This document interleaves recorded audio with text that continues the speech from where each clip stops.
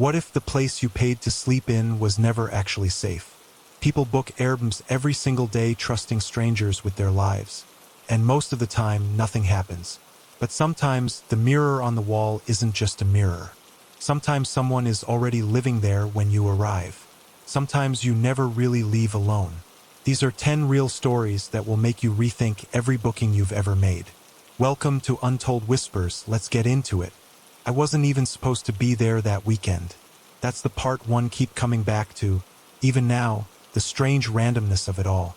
If things had gone according to plan, if my original trip hadn't fallen through at the last minute, I never would have opened that app, never would have scrolled through those listings, never would have ended up in that cottage.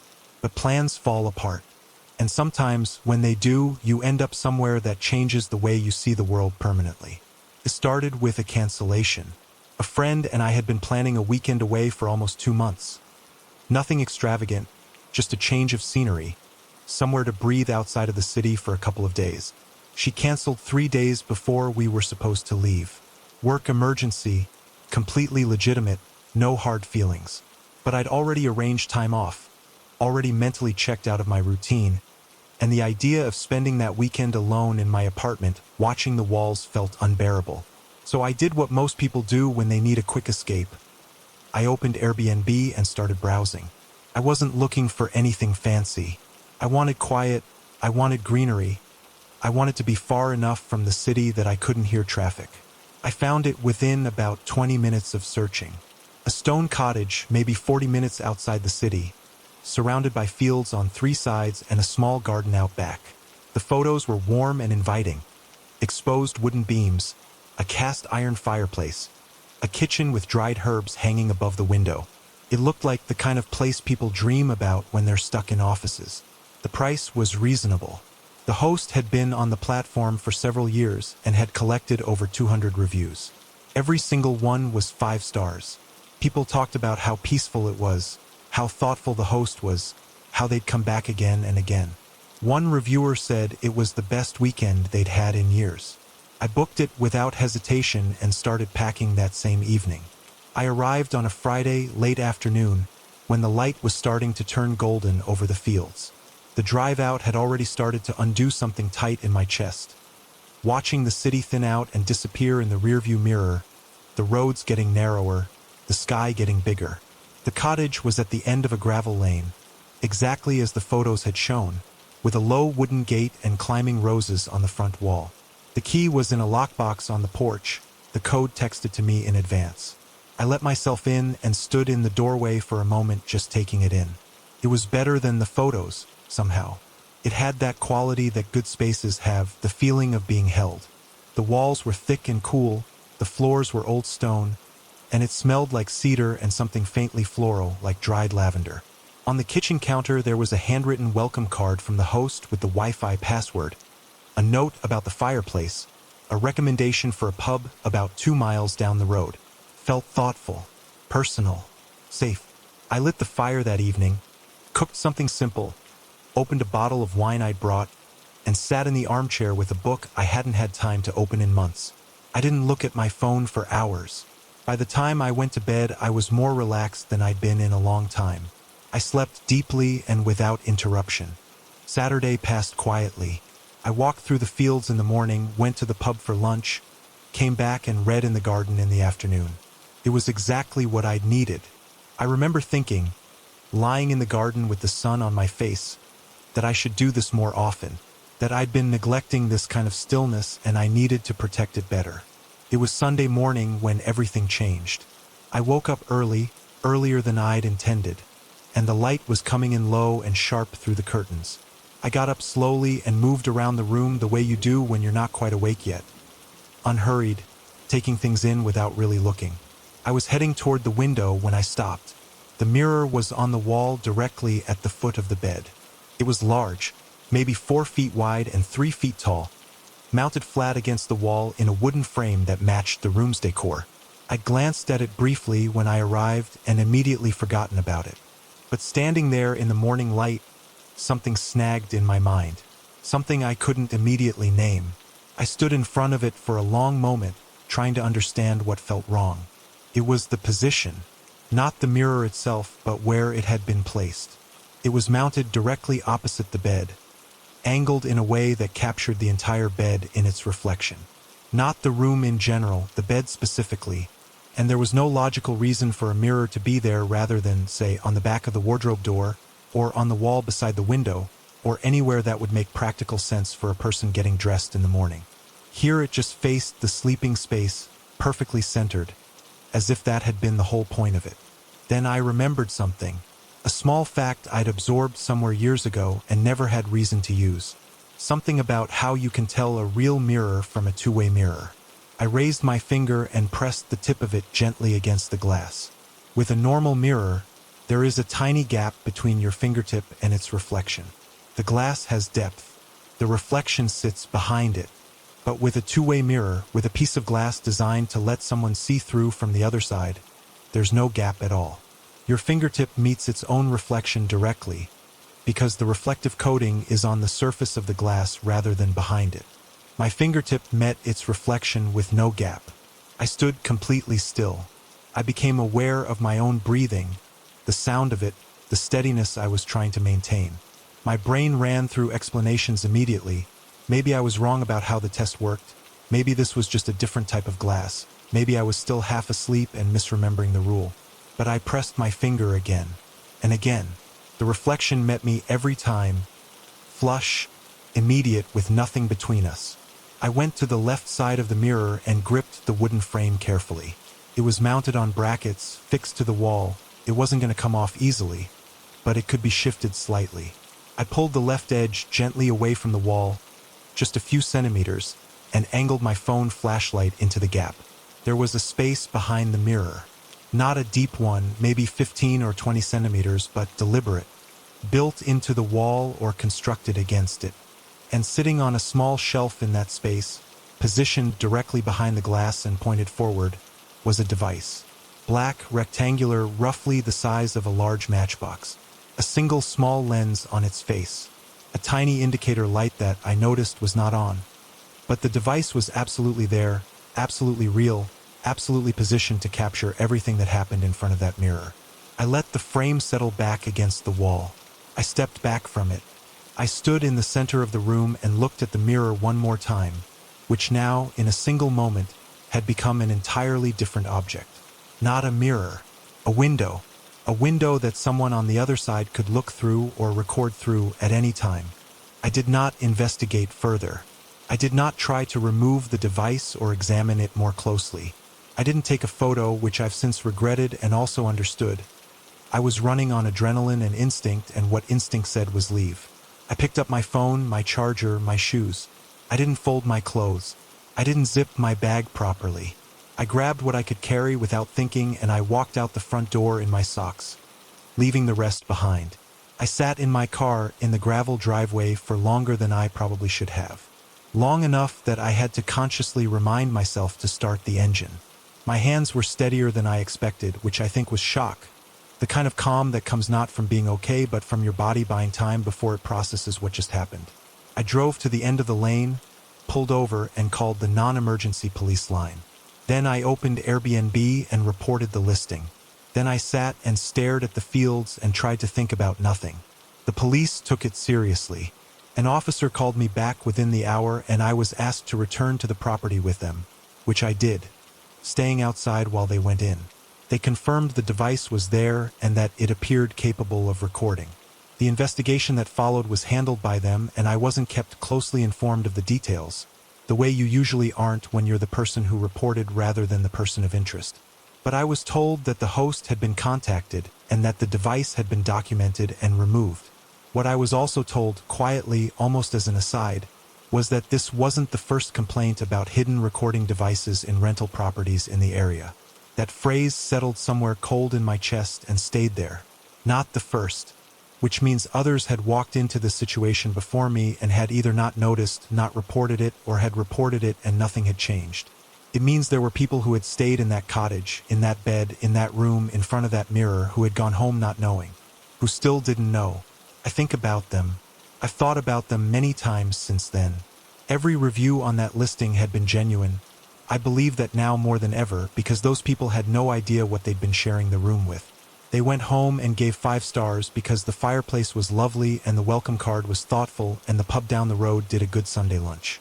They had no reason to look behind the mirror.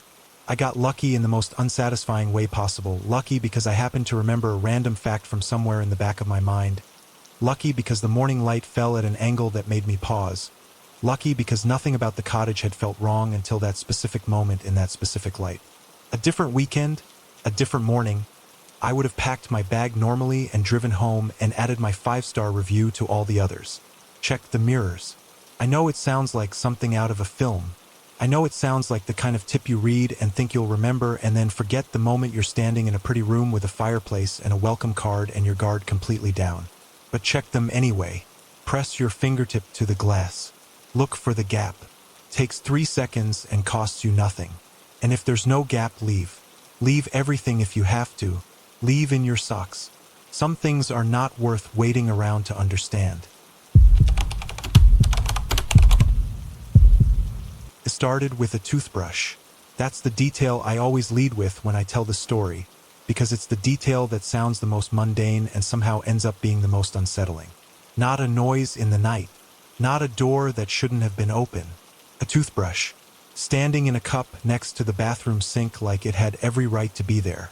Like it had been standing in that exact spot for months. Like we were the ones who didn't belong. But I'm getting ahead of myself. We had been talking about a spontaneous trip for a while.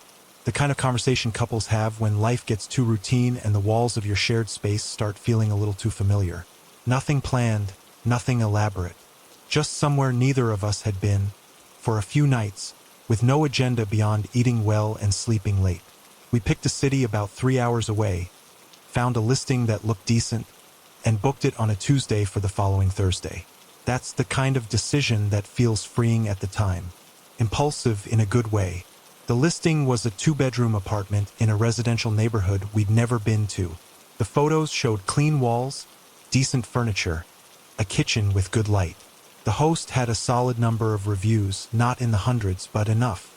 Enough to feel trustworthy. The price was fair for the area and the dates. We drove up on Thursday afternoon and found the building without any trouble. It was an ordinary residential block, the kind of place where people actually live rather than the kind that exists purely for short-term rentals. We found the key lockbox, punched in the code we'd been sent, and let ourselves into the apartment on the 2nd floor. The first thing I noticed was the smell. Not a bad smell. Not damp or stale or any of the things you dread when you open the door of an unfamiliar place. It was warm, cooked, like someone had made a meal recently within the last hour or two. Onions, maybe, something savory. I remember thinking the host must have just left. Must have been in to clean and had cooked themselves something beforehand. It seemed like a reasonable explanation. I put my bag down in the hallway and moved into the main room. Everything matched the photos. The living room was tidy. The kitchen surfaces were clear. There was a small plant on the windowsill that needed watering, and I remember noticing it and thinking I'd do it before we left, which tells you how settled I'd already started to feel. My partner took our bags into the main bedroom while I looked around. The apartment was warm, warmer than you'd expect if the heating had simply been left on a timer. More like someone had been generating heat in it recently. But again, I folded that observation into my existing explanation and didn't pull on the thread. We went out for dinner. We found a good restaurant, had a long meal, shared a bottle of wine, talked about nothing important in the best possible way. We walked back slowly, neither of us in a hurry. By the time we got back to the apartment, it was close to 10 in the evening. My partner went to use the bathroom first. I was in the kitchen pouring water when I heard them go quiet in a way that made me look up. They came out of the bathroom holding something. A toothbrush. Not sealed in packaging. Not sitting on the edge of the sink the way you might leave one out for a guest. This was a used toothbrush. Slightly worn bristles, standing upright in a small ceramic cup beside the tap as though it had been placed there that morning by someone who planned to use it again that night. We looked at each other. Neither of us said anything immediately. We just stood there in the kind of silence that forms when two people are simultaneously processing the same uncomfortable thought. I went back into the bedroom and looked more carefully at the space than I had when we'd first arrived. The bed was made. Clean duvet, straight pillows, but the wardrobe door was slightly ajar. I opened it fully. On one side, our bags were leaning against the wall where my partner had left them. On the other side, there were clothes. Not many. A few shirts on hangers, a pair of trousers folded over the rail, but they were there. They were someone's. They smelled faintly of a specific laundry detergent that wasn't ours. I went to the second bedroom. The door had been closed and I'd assumed the room was simply set up as a spare, the way second bedrooms in rental apartments often are, made up and used, waiting. I opened the door and stood in the entrance for a moment. The bed in this room wasn't made. The duvet was pulled back the way you'd leave it if you'd gotten up that morning and hadn't had time to straighten it. On the nightstand there was a phone charger still plugged into the wall and a half-finished bottle of water with the cap on. On the chair in the corner, folded neatly, was a change of clothes. On the floor beside the chair was a pair of shoes. The room smelled lived in. It smelled like a person. I messaged the host immediately. I explained calmly that the apartment appeared to have someone else's belongings in it and asked if there had been a mix-up or an overlap we weren't aware of. No response. I called the number on the listing. It rang several times and went to voicemail. A generic automated message, no name, nothing identifying. I left a message explaining the situation and asking them to call back as soon as possible. We sat in the living room and talked about what to do. It was close to 11 by now. We had nowhere else booked, didn't know the city well enough to know which hotels might have availability, and both of us were tired from the drive and the evening. We told ourselves it was probably some administrative error. Maybe the host had a lodger who was supposed to have vacated and hadn't yet. Maybe there was some overlap in communication that would be cleared up in the morning. We were rationalizing, and we both knew we were rationalizing. But sometimes at 11 o'clock in an unfamiliar city you choose the rational explanation because the alternative is harder to deal with. We moved our bags to the living room. Unspoken agreement.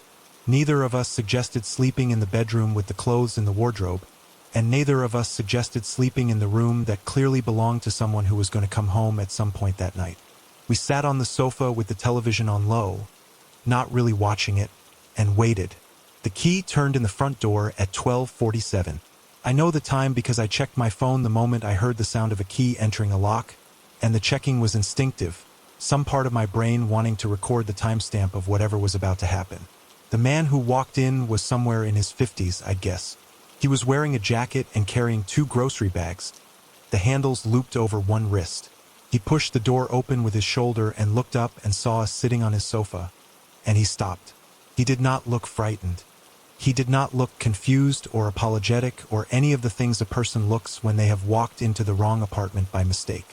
He looked annoyed, briefly, deeply, and then carefully contained, like someone who had been through an irritating version of this before and had developed a protocol for it. He set his grocery bags down on the floor by the door. He straightened up, and then he told us, in the measured tone of someone explaining something to people who should already know it, that he lived there, that the apartment was his, that he rented it long-term and had been renting it for several years, that the person who had listed the apartment on Airbnb was his subletter, someone he'd allowed to stay in the second bedroom temporarily, and who had, without his knowledge or permission, been listing the entire apartment online and pocketing the money. He said he had reported this to Airbnb already. He said this was not the first time. He was not threatening. He was not violent or aggressive or even particularly raised in volume. But he also made absolutely no move to leave. He picked up his grocery bags, carried them to the kitchen, and began putting things away. Milk in the fridge, bread on the counter. He moved around his kitchen with the ease of someone who had done it 10,000 times because he had. We sat on his sofa and watched him and understood, with a growing and disorienting clarity, that we were in someone's home, not a rental property. Not a space that existed to accommodate strangers. Someone's actual home with their toothbrush and their clothes and their specific laundry detergent and their muscle memory for where everything lived in the kitchen. One of us, I don't remember which, asked him what we were supposed to do. He turned from the kitchen counter, and his expression had softened slightly, the annoyance shifting into something more like resignation. He said that wasn't really something he could answer. He said he was sorry that we'd been misled, but that the apartment was his home and he wasn't going anywhere. We were out within 15 minutes. Standing on the pavement outside the building with our bags and our jackets and the specific feeling of having been removed from a space that had never been ours to be in. It was close to 1 in the morning. The city was quiet in the way that cities are quiet in the middle of the night. Not silent, just emptied of its usual noise, traffic somewhere distant, the occasional car moving slowly down the street. Airbnb's support line was genuinely helpful. I'll say that. They answered quickly for that hour, they listened, they apologized, and they found us a hotel with available rooms that they covered the cost of. We were in a hotel bed by 2:30. I lay there looking at the ceiling for a long time before I slept. The thing I kept returning to, the thought that circled back every time I got close to sleep, was what the man had said at the end. This has happened before. Said without drama, without particular emphasis, just as a fact. Which meant that other people had paid to stay in his apartment before us. Had let themselves in with the lockbox code, had put their bags down, had gone out for dinner, had come back and settled in. Maybe some of them had slept in his bed without ever knowing it was his. Maybe some of them had met him at the door and had the same disorienting conversation. Maybe some of them had come and gone without ever encountering him at all, had simply been in his home for a night or two while he was away, had used his things without knowing they were using someone's things, had left 5-star reviews for a listing that was built on someone else's life. I don't know how many times it had happened. I don't know how many times the subletter had done this, how much money they'd made from it, what eventually became of them legally or otherwise. Airbnb confirmed the listing was removed. Beyond that, I know nothing. What I do know is that I look at listings differently now. I notice things I didn't used to notice. Plant that needs watering. A smell like someone cooked recently. A wardrobe door that sits slightly open in a room that's supposed to be empty. And I always check the second bedroom first. Before I put anything down, before I exhale, before I let myself feel like I've arrived somewhere safe. I check what's behind that door.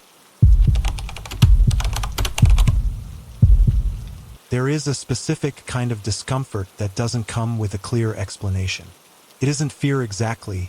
It isn't the sharp, adrenaline kind of feeling you get when something is obviously wrong. It's slower than that, quieter. It builds in the background while the surface of everything looks completely normal, while people are laughing and drinks are being poured and the sun is still out. It accumulates in small moments that individually mean nothing but collectively mean something you can't quite name until you're standing outside in the dark trying to explain to your friends why you all need to leave a day early. That's the feeling that house gave me. That's the feeling he gave me. There were 6 of us. For nights at a beach house, the kind of trip that gets planned in a group chat over several weeks, with everyone throwing in opinions about dates and budgets and who's bringing what food. We'd been trying to organize it for almost a year, and it finally came together in early summer. The house was a proper one. Not a small cottage or a cramped apartment, but a real house with multiple bedrooms, a wide deck facing the water, an outdoor shower, a garden that ran down toward a low dune with a path cut through it to the beach. The listing photos were genuinely beautiful. Golden hour light on wooden decking, the kind of images that make you feel warm just looking at them on a screen. The host had good reviews, responsive in messages, offered local recommendations without being asked, sent detailed check-in instructions the day before we arrived. He seemed like exactly the kind of host you hope for, attentive without being intrusive. That was the impression. That was what the reviews suggested and what his communication style reinforced. We arrived in good spirits, unloaded the cars, claimed our rooms, and opened the first round of drinks on the deck before we'd even fully unpacked. He showed up about 2 hours after we arrived. A knock at the front door, friendly smile, a canvas bag in one hand. He said he'd forgotten to leave extra towels in the upstairs bathroom and had come to drop them off. He came inside, which felt natural enough. It was his property. He had every right. Showed us where the towel cupboard was, asked if we'd found everything all right, mentioned a good spot for watching the sunset that we probably didn't know about. He was warm and easy to talk to. He stayed about 10 minutes, maybe a little more, and then said goodbye and left. We went back to our drinks and didn't discuss it much. Just a host being attentive. The towel thing was a little odd. Surely he'd known before we arrived that the towels weren't there. But it was so minor that none of us said anything beyond a passing comment. He came back the next morning. Around 10 o'clock, another knock. This time he said he wanted to check that the hot water was working properly. Apparently there had been an issue with the boiler during the previous booking and he was keeping an eye on it. He came inside again.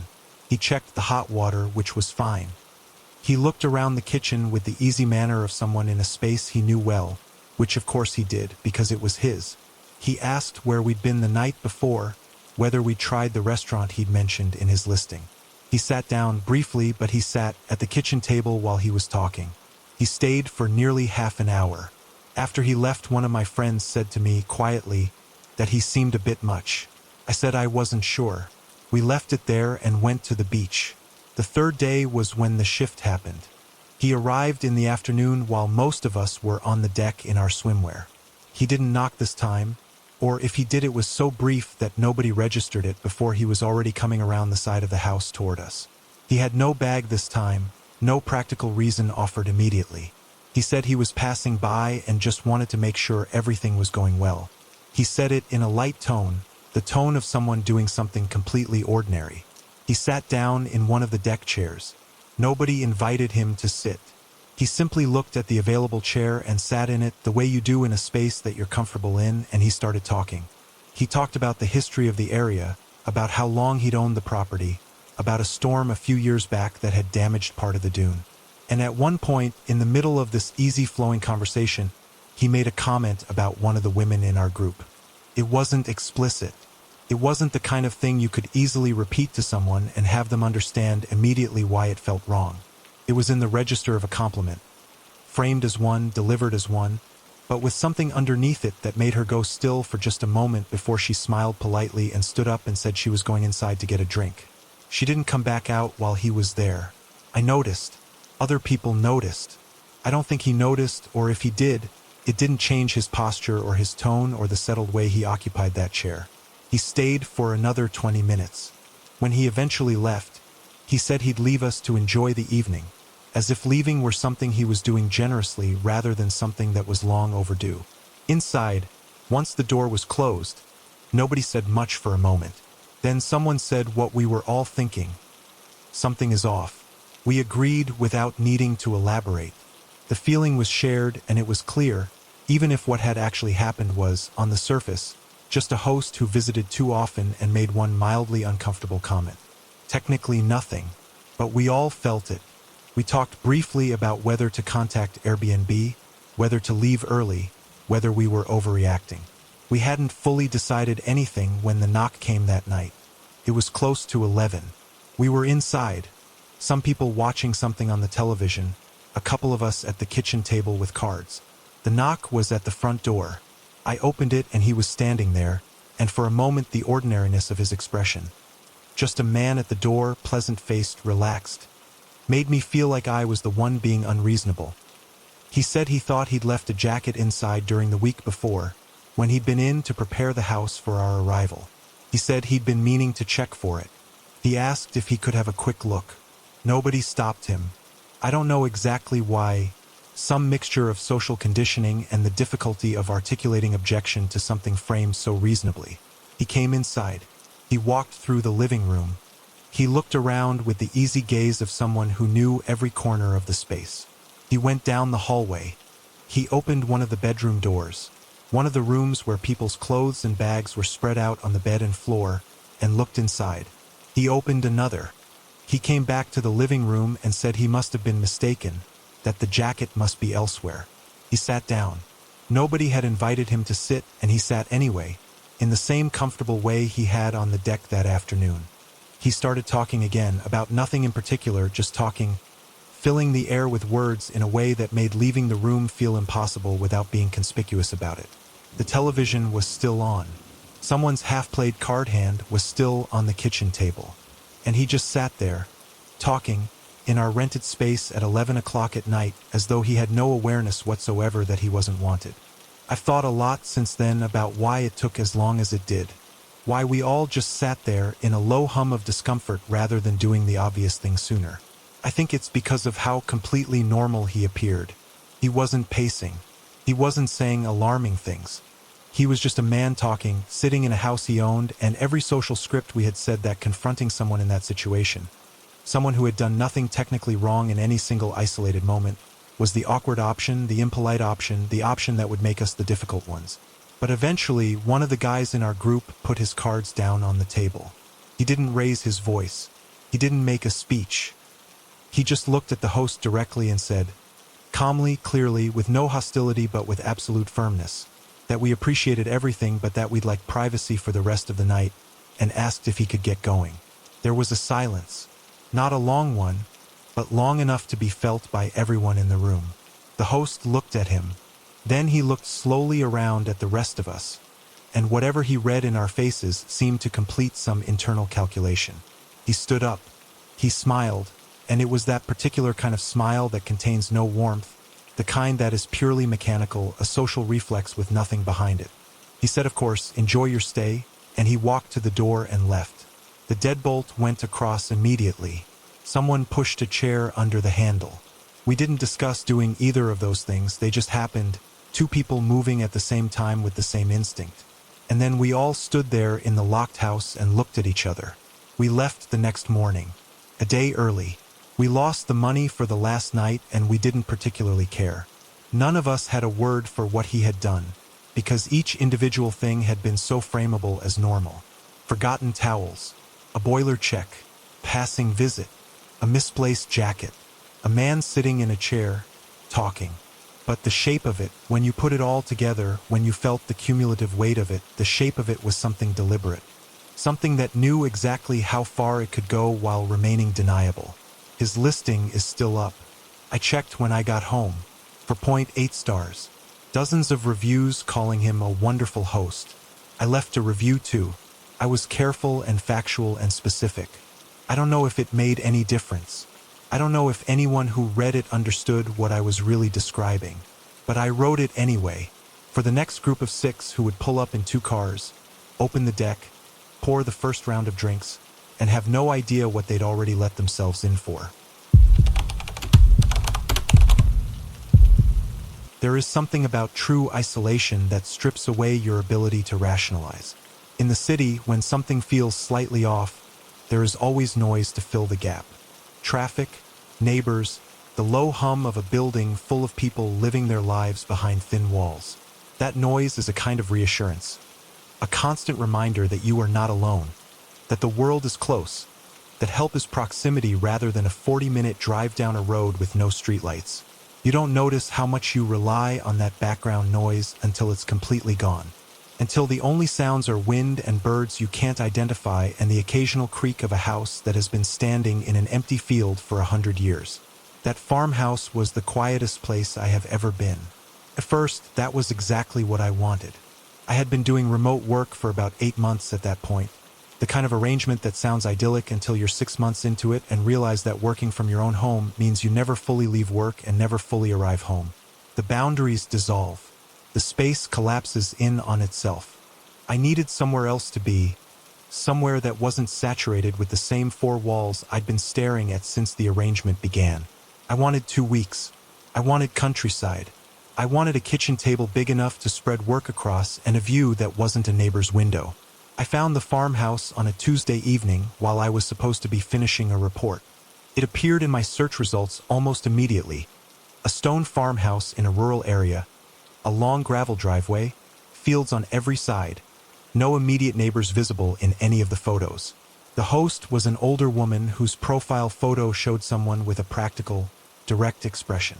Her bio was brief. Her reviews were consistent. Guests talked about the silence, the space, the feeling of genuine disconnection from ordinary life. One person wrote that it was the first time in years they'd heard themselves think. I booked 2 weeks without looking at anything else. The drive out was long and the roads narrowed progressively, each one slightly less certain than the last, until I was on a lane that barely accommodated the width of my car, with hedgerows pressing in on both sides. The farmhouse appeared at the end of it like something out of another century, low, solid, gray stone, with small windows and a heavy wooden door. The key was under a specific stone to the left of the step, as the host had texted me. Inside, it was exactly what the photos had shown. A large kitchen with a long oak table, a living room with a fireplace, a bedroom with a sloped ceiling and a view across the fields. The Wi-Fi code was written on a card propped against the kettle. The first 3 days were everything I'd hoped for. I worked well, ate well, slept in a way I hadn't slept in months. Deeply and without interruption, waking to silence instead of the pressure of a morning already in motion. I walked the fields in the late afternoon when the light went amber. I cooked slow, unhurried meals in the evenings. The isolation, far from being oppressive, felt like relief. I had forgotten what it felt like to be genuinely alone in a good way, to exist in a space with no social obligations and no ambient noise of other people's lives. The scratching began on the 4th night. It was faint enough that I almost missed it the first time. A dry, irregular sound from somewhere below. I lay in bed and listened, and it stopped after a few minutes, and I told myself it was the pipes or the natural settling of an old building or an animal that had gotten under the floorboards. Rural houses have wildlife in their walls and foundations. I knew that in the abstract. I filed it away and went back to sleep. By the 6th day, it was harder to dismiss. It came most often in the evenings and occasionally in the early hours of the morning, and it had a quality that was difficult to attribute cleanly to pipes or settling wood. It was too irregular for pipes, which have a pattern and a rhythm, and too sustained for the random sounds of a building adjusting to temperature. It went on for stretches of several minutes. Sometimes it stopped abruptly. Sometimes it faded gradually. Once, late at night, it was accompanied by what I can only describe as a low thud, like something shifting weight. I messaged the host. I tried to be neutral about it, describing the sounds without attaching too much interpretation to them. She responded within a few hours and said it was almost certainly a fox. She explained that one had gotten under the house the previous autumn, that she'd had someone come out to look and they hadn't been able to locate the access point or the animal, and that it had been causing intermittent noise since then. She apologized and offered a partial refund on the remaining nights. Her message was calm and specific and entirely believable. I accepted the refund and decided to ignore the sounds as best I could. On the 9th day, I moved the kitchen rug. It wasn't intentional in the sense of being deliberate. I was sweeping the kitchen floor and the rug was in the way and I pulled it aside to sweep under it properly. That was all. I wasn't looking for anything. I wasn't suspicious of the floor. I pulled the rug back and found the trapdoor. It was built flush with the floorboards, fitted so neatly that the seams were almost invisible under normal conditions. Under a rug, they were completely invisible. There was a recessed metal handle, the kind that sits flat and flips up when you need it. The wood around it was worn in a way that suggested regular use over many years. Nothing about it was alarming in itself. Old farmhouses often have root cellars or storage spaces beneath them, but it had not been mentioned anywhere in the listing. Not in the description, not in the house manual, not in any of the host's messages. A trapdoor in the kitchen floor of a property I was staying in alone, and no one had thought to mention it. I stood and looked at it for a long time before I did anything. I flipped up the handle. The door was heavier than I expected and swung open on old hinges that moved more smoothly than they should have, as if they'd been used recently and often. Below was a wooden ladder, steep and short, leading down into a low-ceiling space. I turned on my phone flashlight and pointed it downward before I climbed down, and what I saw made me stop with one foot on the first rung and one still on the kitchen floor. A cot. A proper folding cot with a thin mattress on it and a sleeping bag folded on top in the deliberate way you fold something you intend to unfold again soon. Against one wall, a plastic storage crate holding canned food, tinned beans, tinned soup, tinned fruit, and when I leaned in slightly to look more closely at the cans, they were not dusty. They were clean, recent. A bucket in the far corner with a lid on it. A collection of paperback books stacked neatly against the stone wall, the spines creased with reading. A heavy winter coat hanging from a hook that had been screwed directly into the stone.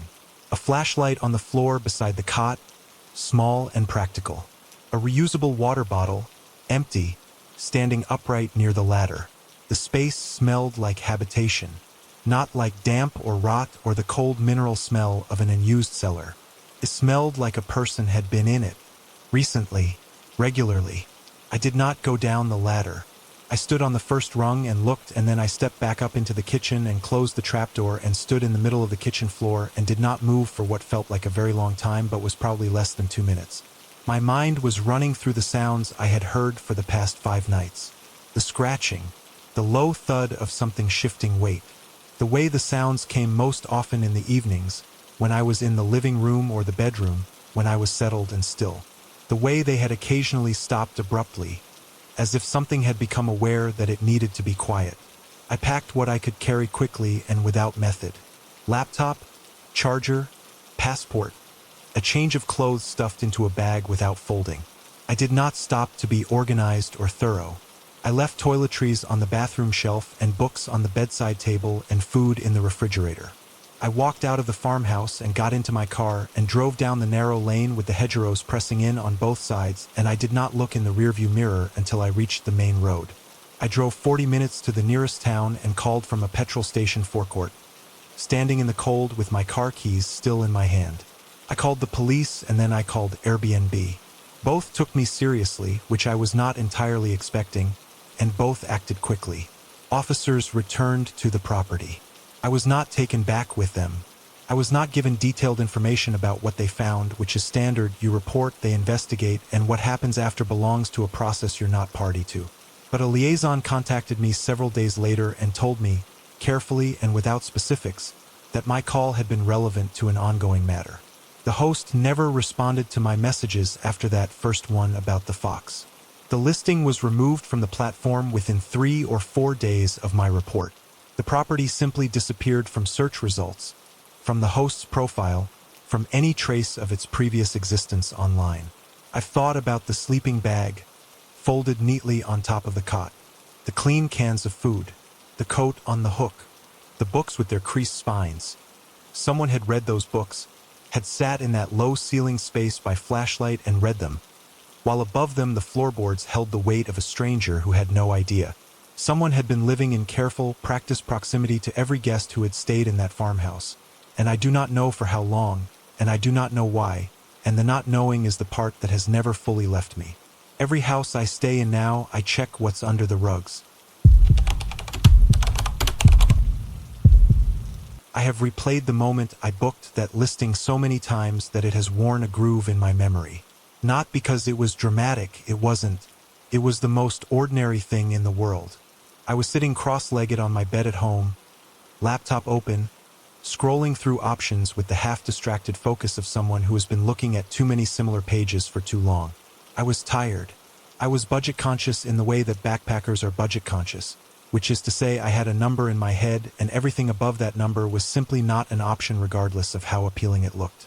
And when I found the listing, cheap, centrally located, decent photos, dozens of glowing reviews, I felt the particular relief of someone who has been searching for a while and finally found what they needed.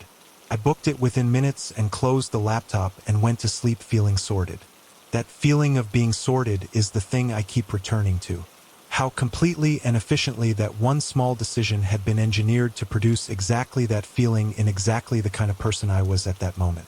Tired, budget stretched, moving through a foreign city with a backpack and a rough plan and enough optimism to fill in the gaps. I was the target. I just didn't know it yet. I had been traveling for about 6 weeks at that point, the kind of extended backpacking trip you tell yourself you'll do when you're young and have the flexibility for it, and then one day you realize you're doing it and it's harder and more beautiful and more disorienting than you imagined. I had been through 4 countries and was now in a city I had wanted to visit since I was a teenager, drawn by its reputation, its history, its food. I had 3 nights booked, or what I believed was 3 nights booked, before moving on to the next leg of the trip. The listing appeared completely legitimate in every way I knew to check at the time. The platform interface looked right. The listing page had the correct formatting, the standard booking flow, the familiar confirmation screen. The price was low but not implausibly so, low enough to be attractive, not low enough to trigger immediate alarm. The photos showed a small but clean apartment. White walls, a single bed with fresh linen, a compact kitchen, a bathroom with good lighting. The description was well written and specific. It mentioned the distance to the train station, the availability of fast Wi-Fi, the fact that the building had a secure entry system. It felt detailed in the way that real listings feel detailed, with the kind of practical information that comes from someone who has actually hosted guests. The reviews were what sealed it. There were 43 of them, all positive. spread across several months. Different writing styles, different lengths, different things emphasized. One person loved the location, another praised the cleanliness, a third mentioned how quickly the host had responded to a question about check-in. They read like a genuine cross-section of traveler experiences. They felt real because they had been designed to feel real, which is a different thing entirely, and a distinction I was not equipped to make at the time. What I know now and didn't know then is what to look for in fake reviews. The accounts that leave them typically have no profile photo or a generic stock image. They have reviewed only 1 or 2 properties, always 5 stars. Their written English, if you look closely, often has a sameness to it beneath the surface variation, the same rhythm of sentences, the same way of praising the same categories of thing. The overall profile of 43 reviews from 43 accounts that each have 1 or 2 reviews is a specific kind of red flag that I can now read immediately. At the time, I saw 43 positive reviews and felt reassured. That was the entire point. I landed in the late afternoon and took public transport from the airport, which took longer than I'd expected. By the time I found the street, I was tired and hungry and carrying a bag that had started to feel heavier than it had at the beginning of the day. I checked the address on my phone and looked up at the building. The feeling I had looking at it was not immediate alarm. It was more like a slow deflation, a quiet withdrawal of the version of this moment I had been picturing. The building was large and poorly maintained in a way that went beyond the ordinary wear of an aging structure. Several windows on the upper floors were covered from the inside with fabric rather than curtains.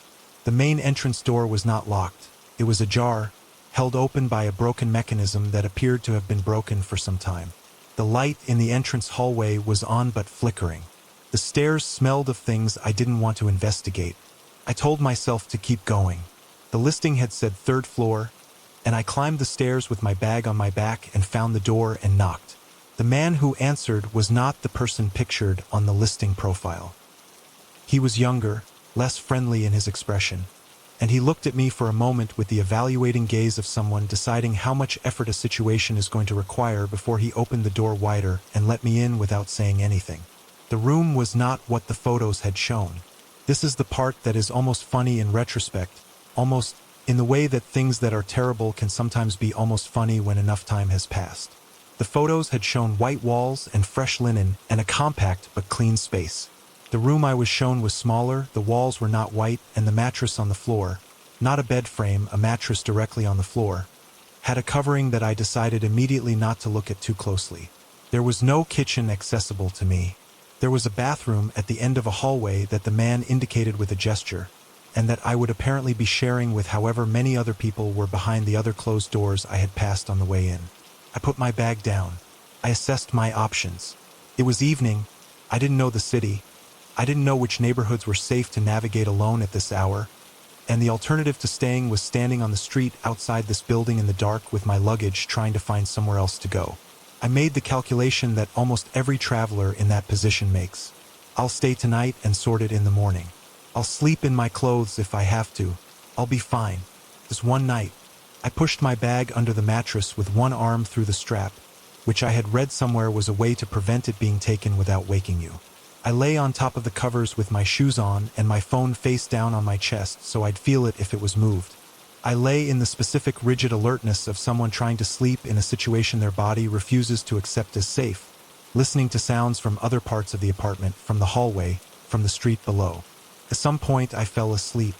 I know this because I was not awake when it happened. When I opened my eyes, the room was still dark and something was different. The weight under my arm was wrong. I reached under the mattress immediately, automatically, with the clarity that comes from having focused on exactly that thing before falling asleep. The strap was there, but the bag was gone. The strap had been cut, cleanly, at the point where it connected to the bag, a cut that required a blade and a deliberate action and had been performed so carefully that I had not felt or heard it through the mattress while I slept.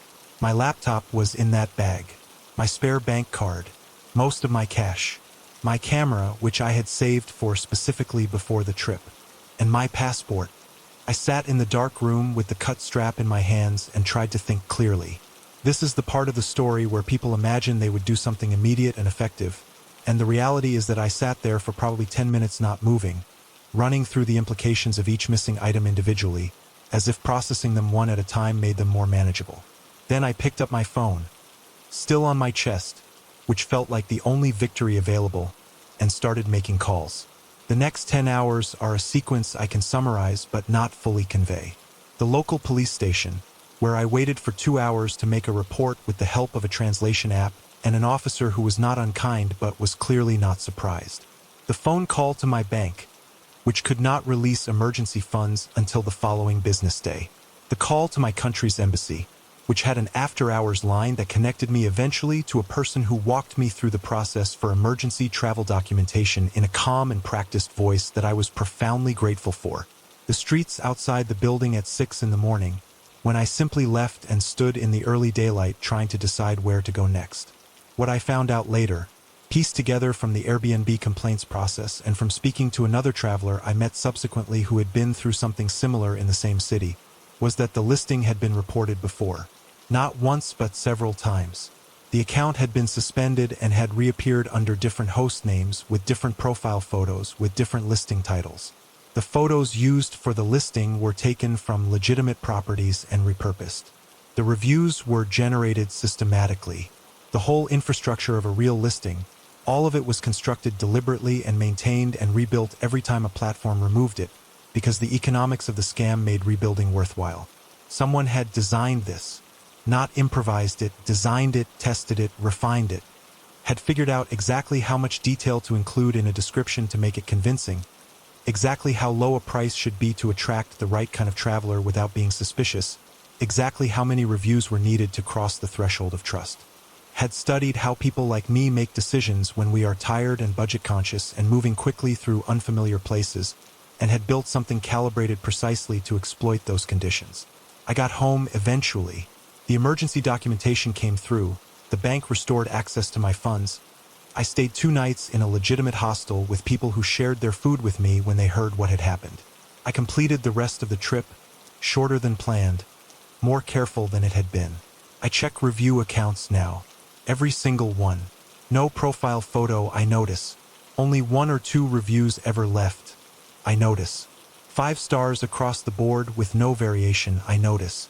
The things that were invisible to me before are visible to me now, and I cannot decide whether that feels like knowledge or like loss. Both probably. Feels like both. I want to say up front that I am not someone who frightens easily. I mention that not to sound impressive.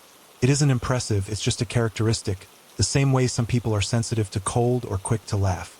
I grew up in a large, loud household where privacy was scarce and personal space was a negotiation rather than a guarantee, and somewhere in that upbringing I developed a fairly high threshold for discomfort. I don't startle easily. I don't lie awake convincing myself that ordinary sounds are something else. I am, by any reasonable measure, a grounded and pragmatic person who deals with things as they are rather than as imagination might color them. I say all of this because what I'm about to describe is the kind of story that invites doubt.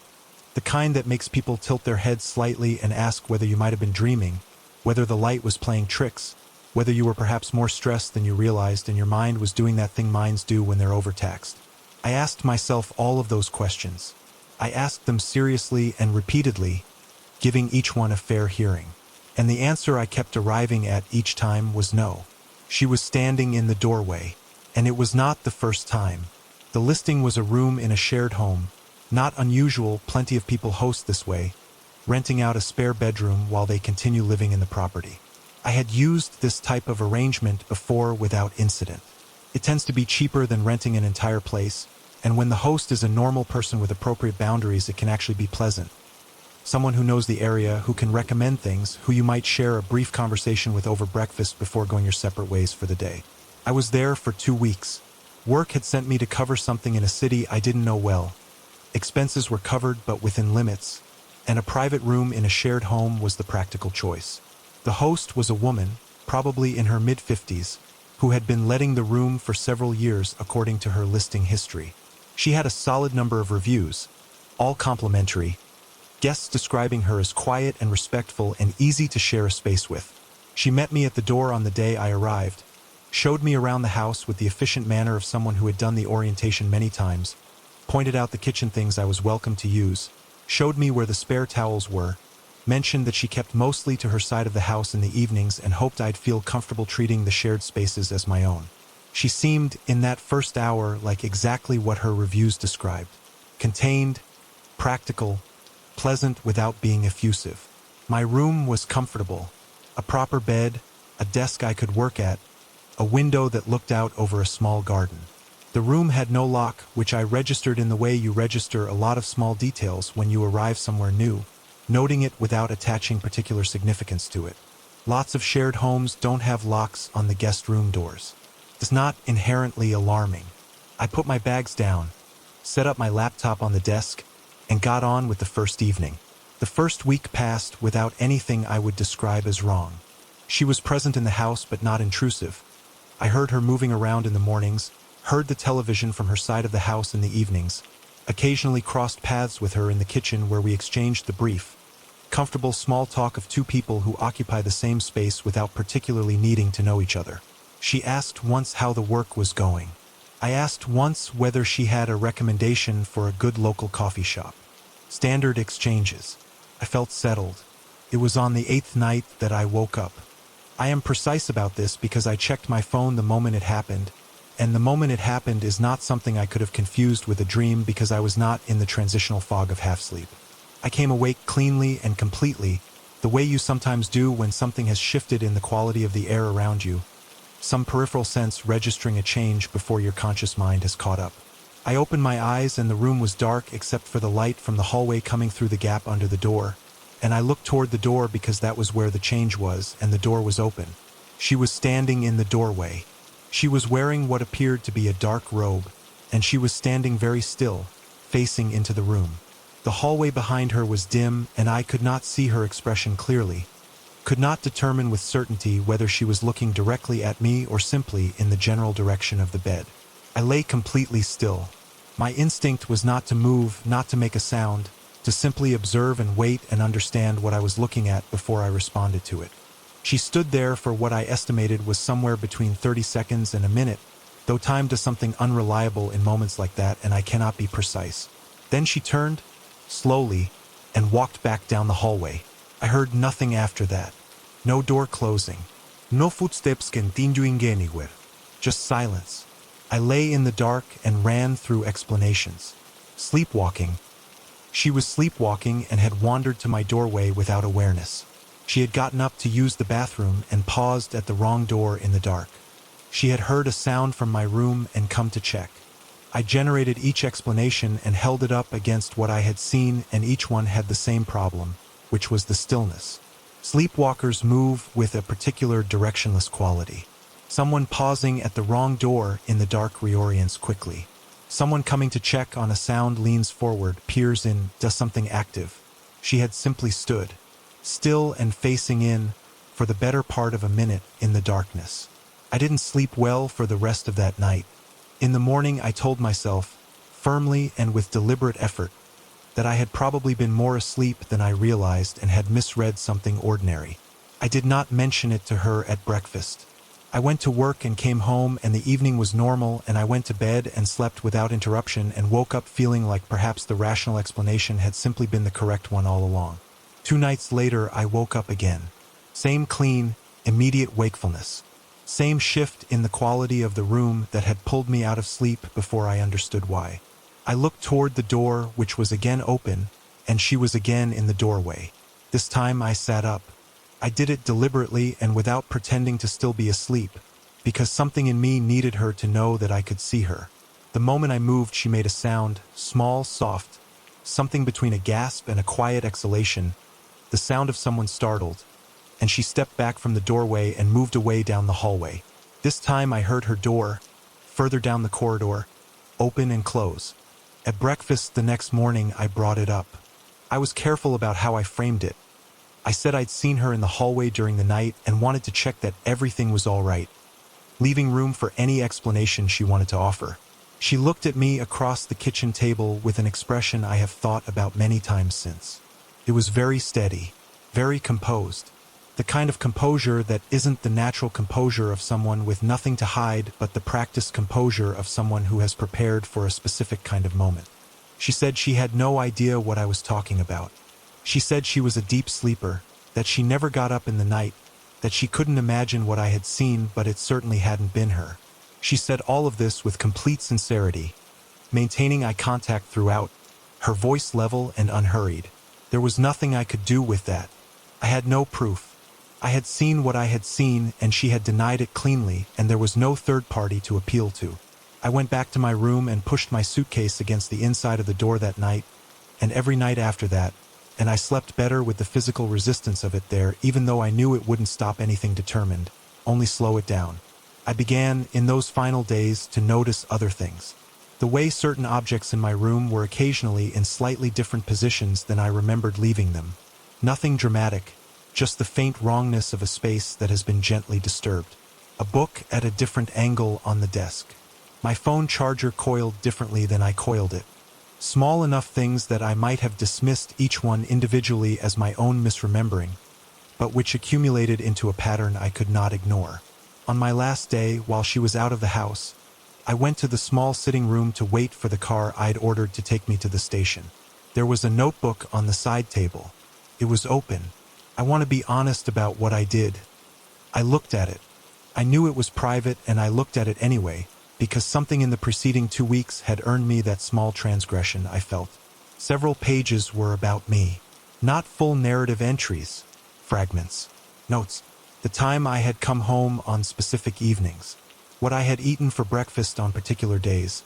Described in enough detail that she had either been watching me eat or had gone into the kitchen to examine what I'd used afterward. What I had been wearing on a Tuesday. One entry said, "Couldn't sleep. Went to check on the room. Seemed settled." Another said, "Sat in the kitchen after midnight, watching the light under the door." A third said something about my work schedule that she could only have known from listening to my phone calls through the wall. I closed the notebook. I put it back in the position it had been in. I sat in the armchair and waited for my car, and I did not move or touch anything else in that room. When the car came, I picked up my bag and I left without saying goodbye, which was the first actively rude thing I had done in 2 weeks of living with someone who had been documenting my existence in a private notebook while I slept. I reported everything to the platform in as much detail as I could. I described the doorway incidents, the displaced objects, the notebook, and what it contained. I was told the matter would be reviewed. I was not told what that review produced. The listing remained active afterward. I checked because I needed to know. It remained active, and the reviews continued to accumulate, each one describing a quiet, respectful host who gave guests their space and made them feel at home. I don't know what she was doing. I don't know whether it was something she had done with every guest who had stayed in that room, or whether something about me specifically had triggered it. I don't know whether it was loneliness or obsession or something more deliberate and more calculated than either of those things. I don't know, and the not knowing sits differently than I expected. It doesn't keep me awake. I told you I'm not someone who frightens easily, and that remains true, but it sits there. A permanent small weight in the part of my mind where I keep things I haven't been able to resolve. I lock my door now, every time, everywhere. If there is no lock, I wedge a chair under the handle. If there is no chair, I push my bag against the door the way I did in that house, and I sleep with the specific knowledge that the resistance is there even if it isn't enough. It isn't enough, but it's something, and sometimes something is what gets you through the night. I want to be careful about how I tell this one, not because I'm uncertain about what I experienced. I'm not anymore, not after everything that followed, but because the nature of what happened resists the kind of clean, linear telling that makes a story feel resolved. There are parts of it that still sit at angles I can't fully straighten, gaps in what I know versus what I was told versus what I saw with my own eyes, and I think trying to flatten all of that into something tidy would be a disservice to the reality of it. So I'm going to tell it the way it actually happened, in the order it actually happened, with the uncertainty left in where the uncertainty belongs. I was traveling for work. A conference that ran 4 days, in a city I'd been to once before for something similar and hadn't had much time to explore properly. My company had a budget for accommodation, but it was a modest one, and the hotels near the conference venue were priced for people whose companies had more generous allowances. I found a room in a private home about 20 minutes from the venue by public transport. A suburban house? clean and well-presented in the photos, with a quiet street visible through the living room window and a garden out back. The hosts were a couple, both smiling in their profile photo. Both mentioned warmly in the handful of reviews the listing had collected. Affordable, practical, close enough. I booked it. They met me at the door on the Sunday evening when I arrived. Welcoming without being overwhelming, showed me to my room, which was on the ground floor at the side of the house, explained the breakfast situation, told me the Wi-Fi password, mentioned that they tended to be fairly quiet in the evenings and hoped I'd be comfortable. They seemed like a perfectly ordinary couple in a perfectly ordinary house in a perfectly ordinary suburban street. My room was simply furnished but clean. The window looked out onto the side yard. A narrow strip of grass between the house and the fence that ran along the property boundary, maybe 4 or 5 meters wide. I ate dinner near the conference venue that evening and came back late, worked for an hour at the small desk in my room, and went to sleep without incident. The first time I saw the child was the following evening. I had come back from the conference, changed out of my work clothes, and was sitting at the desk answering emails with the lamp on. It was dark outside by then, probably around 8 in the evening. The curtains were open because I hadn't thought to close them yet. The side yard wasn't visible from any public area as far as I could tell, just from the neighboring property, and I wasn't particularly concerned about it. I became aware of something in my peripheral vision. The specific quality of awareness that comes not from a movement but from a stillness, the sense of a fixed point in a space that should be empty. I looked toward the window. There was a child standing in the side yard.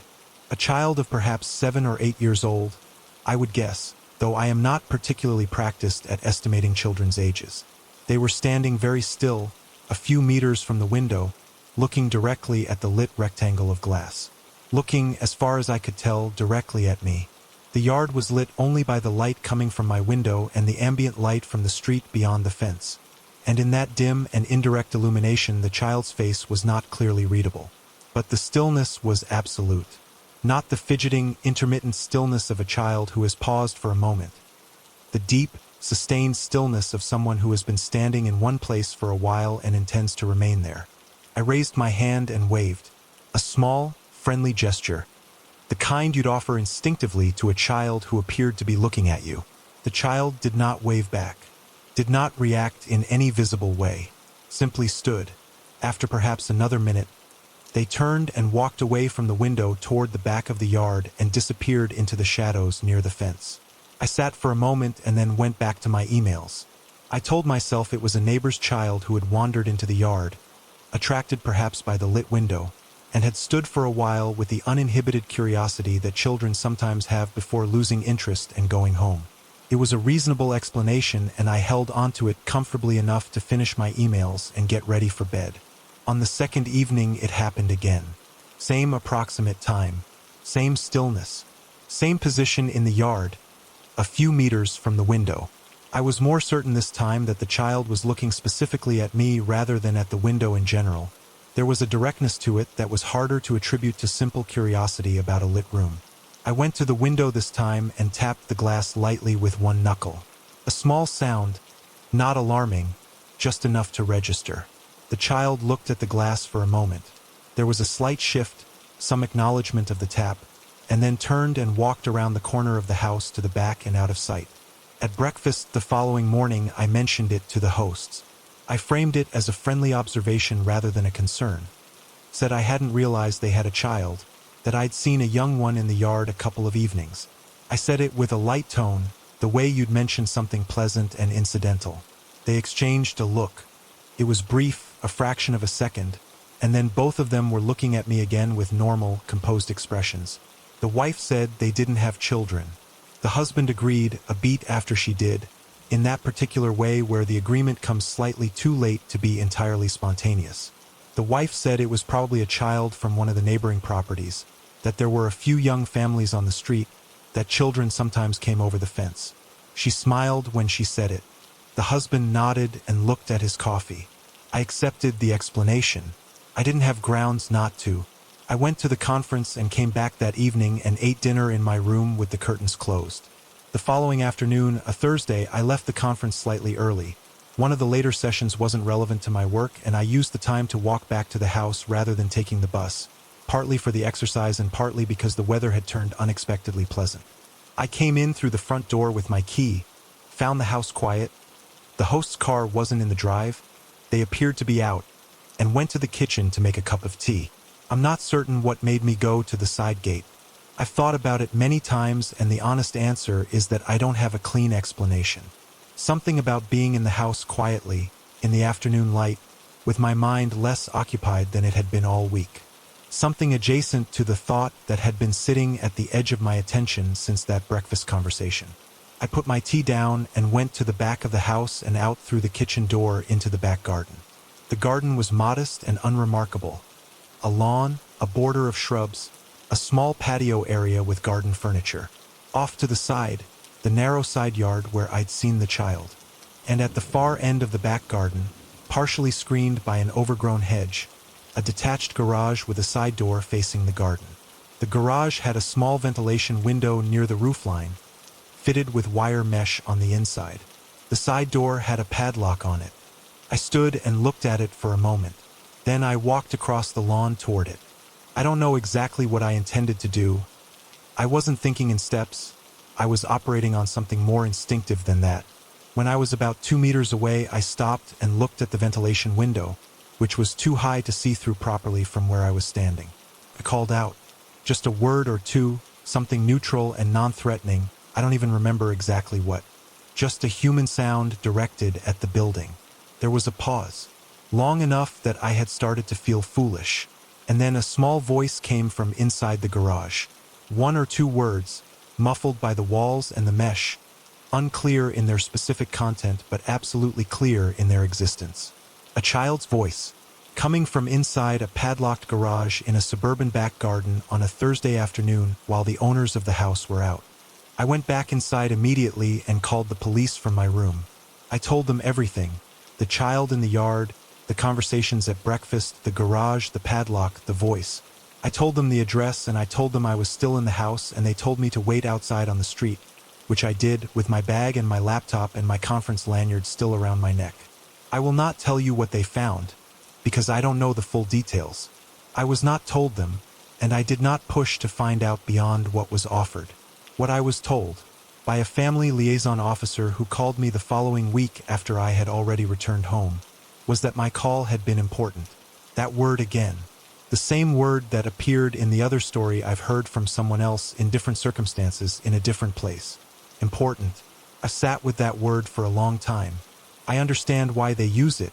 It says enough without saying more than the investigation allows.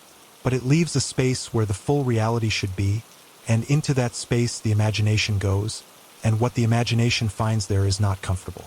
I think about the child standing in the yard in the dark, looking at my lit window with that absolute stillness, not wandering, not playing, standing in a specific spot with a specific kind of patience that children should not need to develop.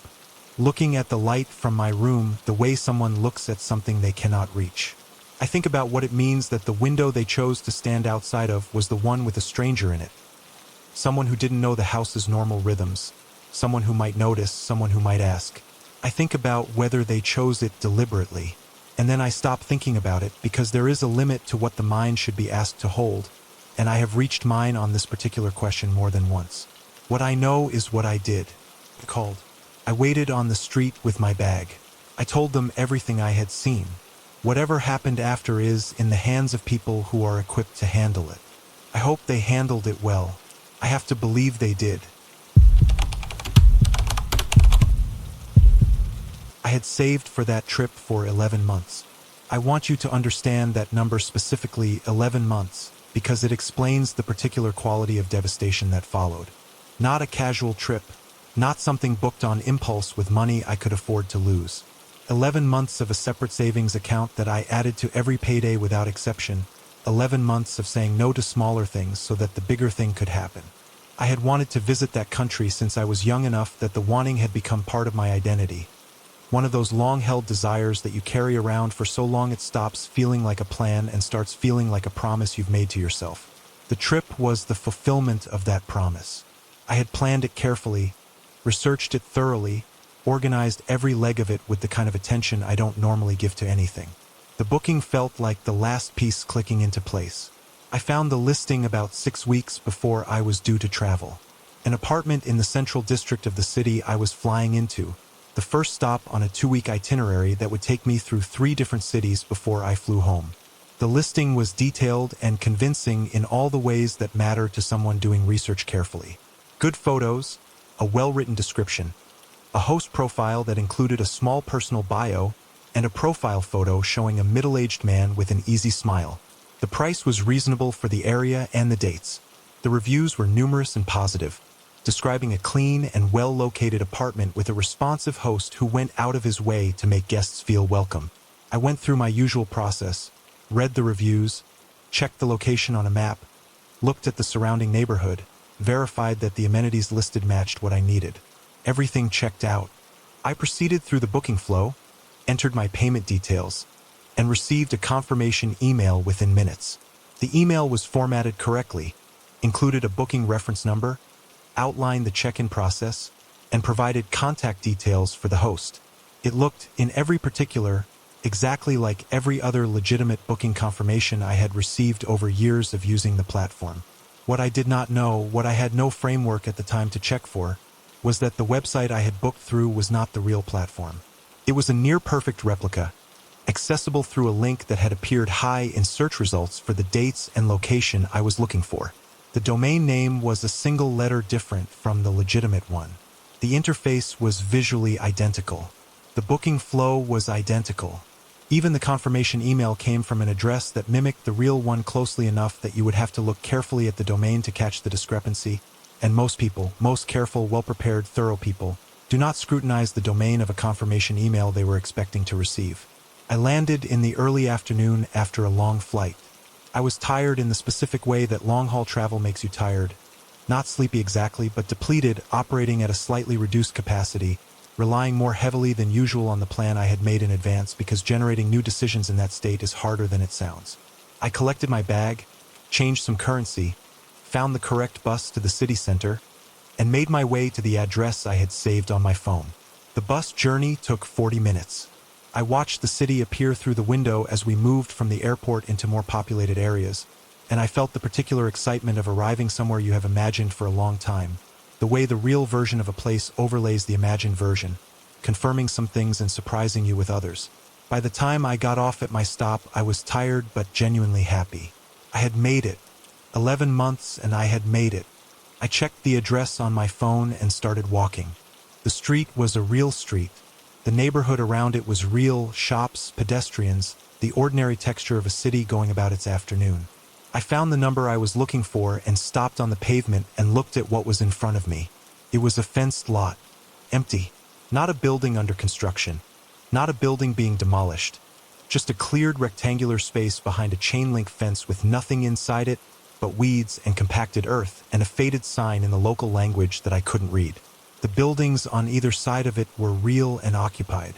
The address I had been given corresponded to a space where no building existed and, from the state of the fence and the growth inside, had not existed for some time. I stood there on the pavement with my luggage and checked the address 3 times. I refreshed the map. I walked to the corner and checked the street signs against what I had saved and walked back. It was the right street and it was the right number and there was nothing there. I called the host's number. It rang twice and then gave a tone I didn't recognize, followed by a recorded message in a language I didn't speak. I called again. Same result. I sent a message through what I believed was the platform's messaging system and received an automated response saying the message could not be delivered. I opened the app on my phone and navigated to my trips. There were no upcoming trips listed. No booking. No record of any transaction. I sat down on the low wall of the building next door because standing was suddenly taking more effort than I had available. I opened my email and found the confirmation and looked, for the first time with genuine scrutiny, at the sender's domain. One letter different from the real thing, in a position in the string of characters where the eye naturally schemes rather than reads. I had looked at this email a dozen times in the 6 weeks since booking, to check the check-in instructions, to find the address, to confirm the booking reference, and I had not caught it once. I had approximately $40 worth of local currency in my wallet. My bank card worked, but my account, After 11 months of saving and the cost of flights and the other accommodations booked legitimately further along the itinerary, did not have enough to absorb a last-minute hotel in the city center without consequences I would feel for months afterward. It was a Friday afternoon. The customer support line for my bank had reduced weekend hours. The real platform support team, when I reached them through the legitimate app, was sympathetic and responsive but could do nothing concrete. No transaction had occurred on their platform, which meant the money had not gone to them and they had no mechanism to recover it. They referred me to resources for scam victims and suggested I contact local authorities. The police report took 2 hours at a station where one officer spoke enough of my language to understand the basics of what had happened.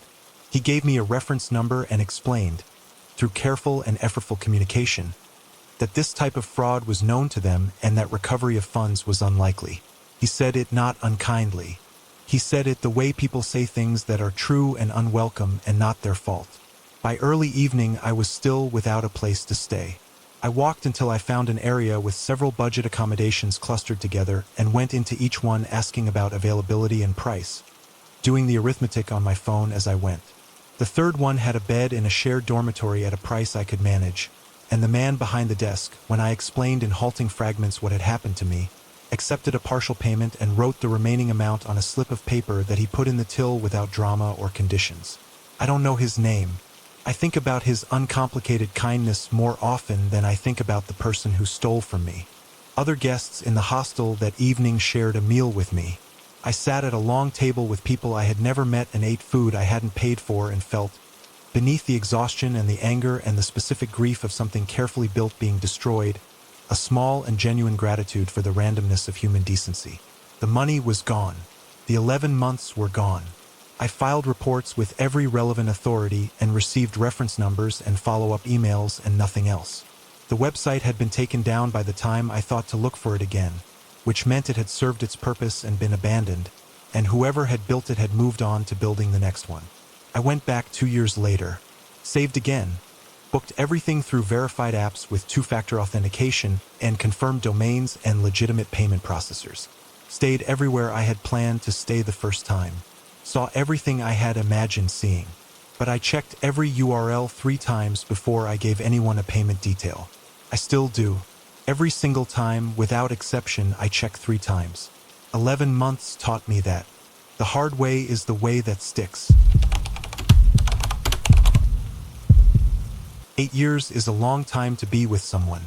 Long enough that the anniversaries stop being about the number and start being about the person, about the specific weight of that much shared time, the accumulated texture of it, all the ordinary and extraordinary things that have happened inside those years that only the two of you carry the full memory of. By the 8th year, you don't need a grand gesture. You need something quiet and genuine, somewhere removed from the routine of your shared life where you can remember, without distraction, why you chose each other and keep choosing each other. That was all we wanted. Nothing elaborate, just that. We found the cabin about 3 weeks before the date. It appeared in a search I was doing late one evening. A log cabin set back from a narrow road in a wooded area, surrounded by trees on all sides, with a hot tub on a deck that looked out into the forest. The interior photos showed warm lighting, a stone fireplace, a bedroom with a high wooden ceiling and a bed that looked like it had been specifically designed for sleeping deeply and waking slowly. It was more expensive than we would normally spend on accommodation, but we agreed without much deliberation that the occasion warranted it. The listing had strong reviews, guests describing it as romantic, secluded, restorative. One review said it was the most peaceful place they had ever stayed. We booked it, and I felt, in the days between booking and going, the particular anticipation of something you know is going to be good. We arrived on a Friday afternoon, and the cabin was everything the photos had promised, and then some. The woods around it were dense and quiet.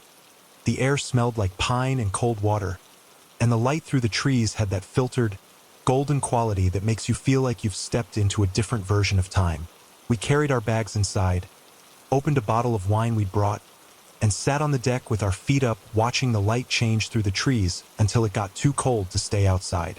We cooked dinner together in the cabin's small kitchen, ate at the wooden table by the fire, and talked for hours the way you do when you've removed all the usual interruptions from your life and rediscovered that you still have things to say to each other that aren't about logistics or schedules or the 10,000 small administrative details of a shared life. It was a good evening. It was exactly what we had come for. The following day was more of the same. A long walk through the woods in the morning, lunch at a small place we found in the nearest town, the hot tub in the afternoon, more food and more fire and more of that unhurried, unscheduled time that feels so rare when you're not having it and so obvious when you are. By the second evening, we were both more relaxed than we'd been in months, and I remember thinking, watching the fire, that we should do this more often, that we'd been too long without it. It was my partner who found the SD card.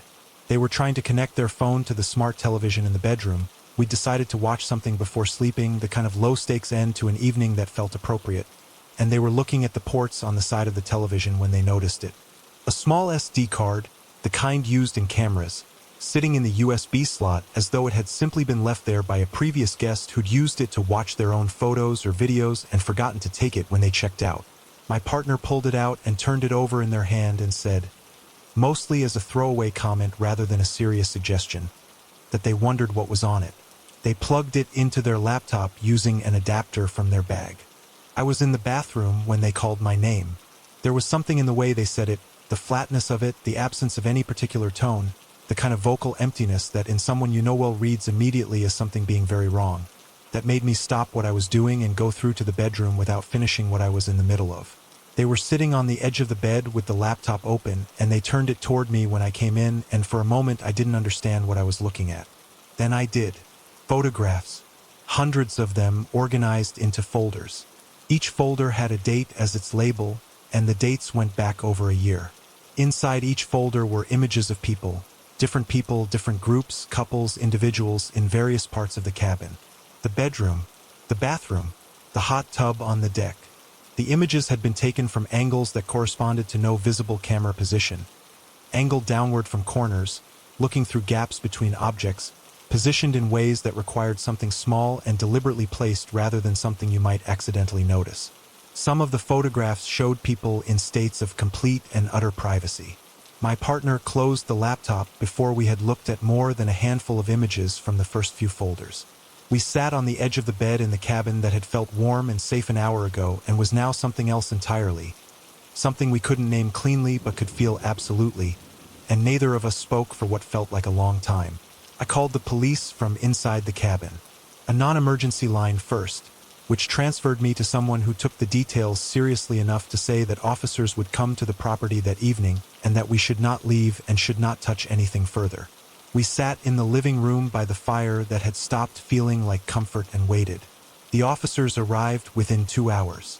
They were professional and thorough and treated us with a consideration that I was grateful for, asking careful questions, documenting everything we told them, taking the laptop and the SD card as evidence.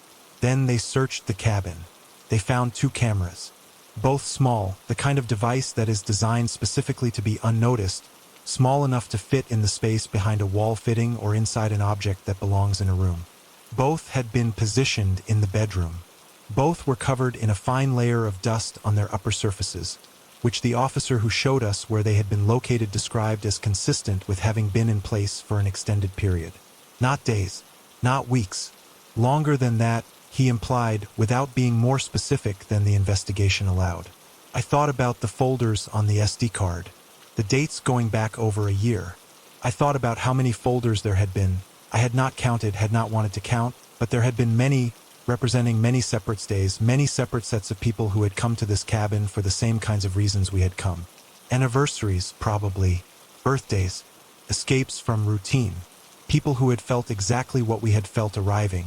The relief of it, the warmth of it, the sense of being somewhere safe and private and removed from everything. None of them had known. Airbnb removed the listing that same night. The host's account was suspended. I was contacted by a platform representative who expressed genuine distress about what had happened and outlined the support available to us, including connection to victim advocacy services if we wanted them. The investigation into the host was ongoing when we last had any communication about it, which was some weeks after the stay. I have thought many times about what to say about the anniversary itself. Whether it was ruined, whether the violation of it overwhelmed the parts that had been real and good before the SD card was found. The honest answer is complicated. What happened in that cabin after the discovery was genuinely awful. The waiting, the officers, the drive home in the early hours of the morning in a silence that had nothing peaceful in it. But the evening before, the fire, the dinner, the hours of conversation, that was real too. That happened. Nobody can reach back and take it from us, and I've decided, after a lot of time and thought, not to let what came after erase what came before. But I do something now in every property I stay in. I check every corner. Every object that seems slightly out of place or slightly too conveniently positioned. I look at smoke detectors and wall fittings and any object on a shelf that faces the bed or the bathroom. I look for anything with a lens. I check the USB ports on televisions and I look inside the gaps behind fixtures, and I do all of it before I put my bag down, before I exhale, before I allow myself to feel like I have arrived somewhere safe. Takes about 10 minutes. Costs nothing. And it is the thing I wish someone had told us to do before we drove out into those beautiful woods on our anniversary with a bottle of wine and 8 years behind us and no idea what was already waiting in the corner of that bedroom. Watching. Checked the rooms. Every single time. And I want you to stay with me on this one, because out of everything I've shared tonight, this is the one that has lasted the longest. The others had endings. A door closed, a listing removed, a police report filed, a drive home. This one didn't end cleanly. This one followed me out of the property and into my regular life and sat there, quiet and patient, in a way that took a long time to fully understand and even longer to stop looking over my shoulder about. It started, as these things often do, with nothing that felt like a warning. The stay itself was short. 2 nights in a city apartment. A trip I'd taken for personal reasons that I won't go into. The apartment was fine. Nothing remarkable about it in either direction. Not beautiful, not shabby, just a clean and functional urban space that served its purpose. The host was a man, probably in his early 40s, who was present when I arrived and showed me around himself rather than leaving a key in a lockbox. That in itself isn't unusual. Some hosts prefer the personal check-in, like to meet their guests, take pride in the space and want to introduce it properly. What I noticed and filed away without acting on was that he asked a lot of questions. Not aggressively, nothing that would have justified cutting the conversation short or making an issue of it in the moment. He was warm and conversational, and the questions were wrapped inside the natural flow of a friendly exchange. Where had I traveled from? What had brought me to the city? What did I do for work? How long had I been doing it? Did I live alone or with people? What part of my home city did I live in? Each question on its own was the kind of thing anyone might ask a stranger they were welcoming into their home. But there were many of them, and they came in a sequence that, when I looked back on it afterward, had a particular shape. The shape of someone building a picture, filling in details, assembling information piece by piece, while the person providing it had no reason to feel anything other than engaged in pleasant conversation. I answered openly. That's the part that took me the longest to make peace with. I answered because I was tired from traveling, because he seemed genuinely friendly, because nothing in the moment gave me a clear reason to be guarded. I told him more than I would tell most strangers in a 2-hour conversation, and I did it without noticing I was doing it, which is precisely how it was designed to work. When I left 2 days later, he helped carry my bag to the door. He said I should come back anytime, that it had been a pleasure, that he hoped the rest of whatever I had going on went well. A perfectly normal send-off, warm and appropriate and entirely unremarkable. I thanked him and walked to the street and got into my car and drove home and thought almost nothing about him for the next 7 days. The first message came on the 8th day after I left. An unknown number. A short message that said simply, "Hope the journey home was good." I read it, assumed it was someone I knew whose number I didn't have saved, and replied asking who it was. No response came. I waited a day and then forgot about it, the way you forget about minor digital oddities when life is moving at its normal pace and nothing has happened yet to make you look back and connect the dots. 3 days after that, a message from a different number.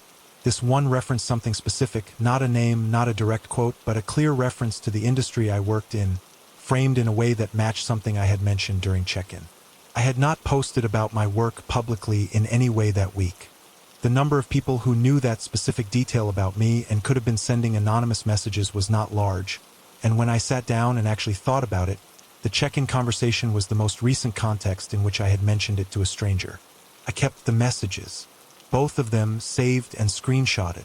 I didn't know yet exactly what I was keeping them for, but something in me understood they were significant before my conscious mind had caught up to why. A week after the second message, something arrived in my email. Not a text this time, an email from an address that was a random string of characters with a free provider domain, the kind of address that is created specifically to be untraceable. Inside the email was a scan of a handwritten note. The note described the view from a window, a specific window, the kitchen window of my home, with details about what was visible through it that were accurate in ways that could not be guessed. The angle of the light at a certain time of day, a particular object on the windowsill, the color of the building visible beyond the garden. Details that required having seen that view from that specific position at a specific time. I had never told him where I lived beyond the city. I had given him the city as an answer to a direct question and nothing more. My address was not findable from my name through any public search I was aware of. The only way someone could have known what my kitchen window looked like was if they had been there, outside my home, looking in. I contacted the police that same day. A detective spoke with me for over an hour, took copies of all the messages and the email, noted the dates and sequence carefully, and told me the matter would be investigated. Through Airbnb, contact was made with the host. He denied everything, said the messages weren't from him, that he had no idea where I lived, that he hadn't been in contact with me since I checked out. He said it, by all accounts, calmly and without apparent concern. The denials were clean and consistent, and there was, at that stage, no direct evidence linking him to the specific numbers or email address. The messages stopped for a while after that, or at least the ones I could identify as connected to this stopped. I became, in the months that followed, the kind of person who notices things they didn't used to notice. A car parked on the street that was there yesterday and is there again today. A face at a distance that appears in more than one place on the same afternoon. The feeling of being observed that has no specific object you can point to and say, "There, that is what I am feeling." Most of it was probably nothing. The mind, once it has been given a reason to be vigilant, generates patterns from noise, and I knew that and tried to account for it. But then, for months after the stay, I walked out of a small independent coffee shop near my home, a place I went to regularly, a place I had never mentioned to anyone outside of my immediate circle, a place you would only know about if you had been watching my movements at a local level, and there was a card on my car. On the windscreen, tucked under the wiper. Plain white envelope, no writing on the outside. I opened it standing on the pavement in the cold. Inside, in handwriting I did not recognize, it said, "Good to know you made it home safely. I moved 3 months later." Not immediately, not in a panic. I want to be clear that I made the decision carefully and for a collection of reasons, of which this was one. But it was one. I found a new place in a different part of the city, and I did not announce the move publicly, and I have not received anything since. I am more careful now about what I share with strangers in any context, but especially in the specific context of a space where someone has a reason to be attentive to me and the natural cover of friendliness to hide it behind. I think about that check-in conversation, the ease of it, the warmth of it, the way answering felt like the polite and normal thing to do because nothing in the moment told me otherwise. I think about how much I handed over without being asked directly for any of it. Nothing was ever proven. Nothing was ever charged. Whatever happened legally or investigatively, I was not the person who was kept informed of it, and the outcome, if there was one, remains unknown to me. All I know is what I experienced.